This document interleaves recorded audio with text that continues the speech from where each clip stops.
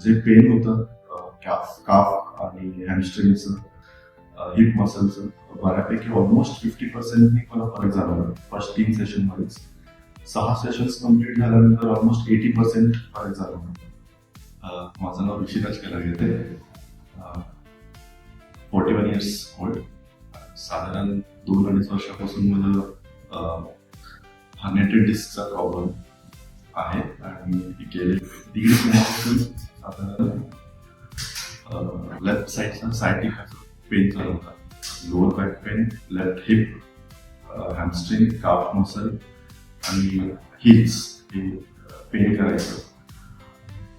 ह्याच्या आधी मी आयुर्वेदिक ट्रीटमेंट घेतला, फिजिओथेरपी ट्रीटमेंट घेतला आहे, पण टेम्पररी बेसिसवरती तेवढंच 4 दिवस डिफरन्स जाणवायचा.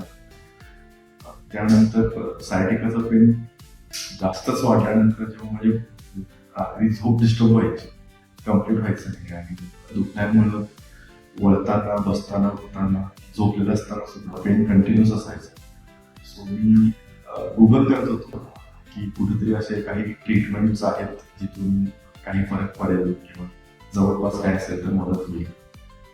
सर्च करता करता योगा प्लस अकॅडमी ट्रीटमेंटचा दिसला मला आणि कॉल करून म्हटलं ठीक आहे, म्हणजे एवढं सगळीकडेच ट्राय केलेलं आहे तर इथं पण एक ट्राय करून बघू.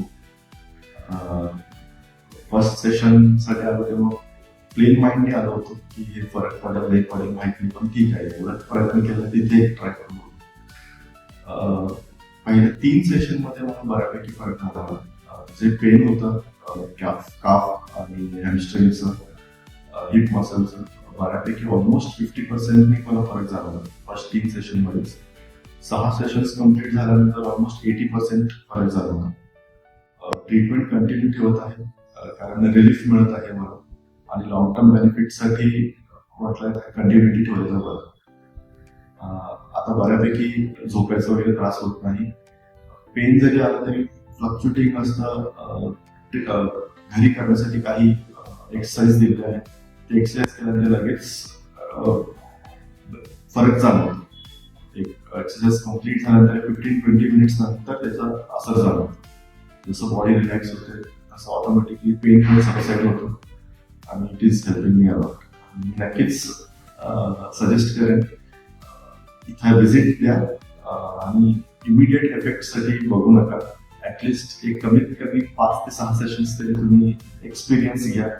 तुमचा एक्सपिरियन्सच तुम्हाला हेल्प करेल आणि रिस्पॉन्स करेल. थँक्यू.